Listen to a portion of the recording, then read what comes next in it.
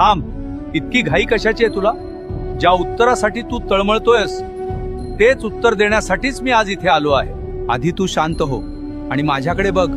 तुला फक्त तुझे रिकामे हात दिसले, पण त्या रिकाम्या हातांनी जेव्हा जेव्हा तू माझ्या पायरीला स्पर्श केलास तेव्हा तुझ्या नशिबातले कितीतरी काटे मी उपसून काढले. हे तुला दिसलं नाही. मी तुला रिकाम्या हाताने परत पाठवलं, कारण मला तुला चिल्लर नाही द्यायची होती. मला तुझी पात्रता इतकी वाढवायची होती की त्यात माझं यश मावेल.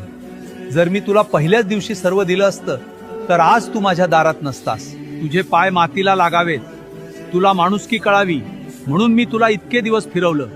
पण आता तुझी परीक्षा संपली आहे, कारण आता मी जे देणार आहे ना ते सावरताना तुझे हे 2 हात सुद्धा अपुरे पडतील. धीर धर, तुला फळ गोडच मिळेल. आणि एक गोष्ट लक्षात ठेव, सदैव श्री स्वामी समर्थ नावाचा जप करत राहा.